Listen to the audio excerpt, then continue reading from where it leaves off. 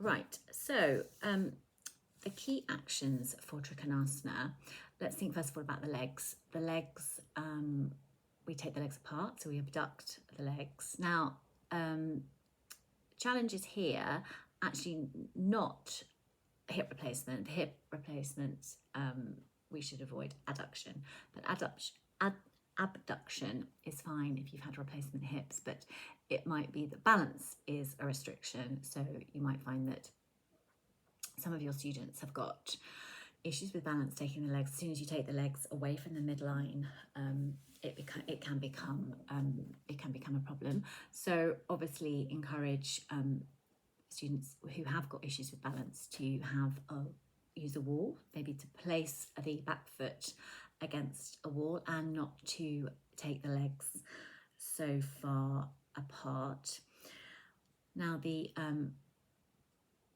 positioning of the feet is something that is obviously I teach it in a certain way, but it's something that is open to discussion. And if turning the back foot in and that extension of the foot at the ankle is challenging for anybody with a stiff ankle, then they can play with the position of the foot, and perhaps they need to have the feet slightly out.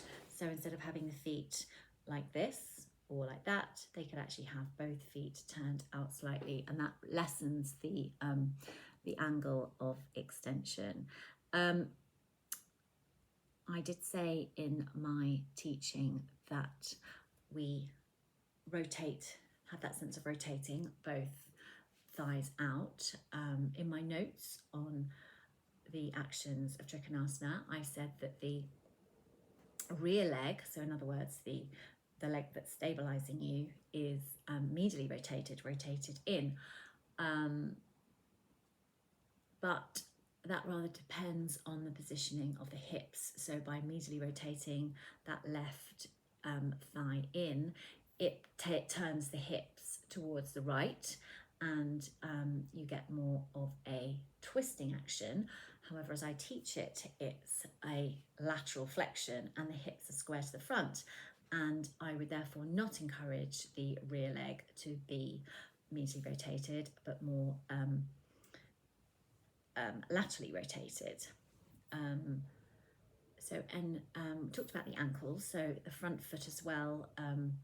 The front foot is extended at the ankle, and again, those legs can be brought in. That leg can also be brought in if there's any issues with the ankles there. We bend forward, we flex the legs at the hip, or the trunk at the hip. Restrictions there, possibly blood pressure if you're coming down. I suppose it's always important to be aware of blood pressure issues. People are concerned about taking the head lower than the heart, and so again, a wall is useful to have for holding on to if you want, or you could use the top of a chair. That will also help with balance. So I think I feel that in these wide-legged positions where you're abducting the legs, actually the main restriction is balance, and bringing the legs together, adjusting the foot position to make sure that the extension or flexion of the feet is comfortable for the ankles will help most people, especially if you know that there's a wall nearby. Arms, so we abduct the arms as well, and we also externally rotate the upper arm, and I think both those actions can cause or could be problematic if there are restrictions in the shoulder of whatever kind. And as I went through when I taught the pose, the upper arm can easily be brought down and place the hand on the hip if that helps the shoulder. And as for the lower arm, using a chair, using anything that will make that arm comfortable is doable. The lower arms are medially rotated at the elbow. That I should think shouldn't be problematic for anybody. The trunk is laterally flexed at the spine. Issues with lower back problems, with stiffness around the lower back, especially as you're laterally flexing the spine. It may just be, it's a case of working at your student's measure, seeing whether the wall can be used to support that move down, so that instead of moving all the way down to the block or a chair, that a hand is just placed on the wall and begin to walk the hand down, just to get a little stretch and strengthening in those muscles without overdoing it.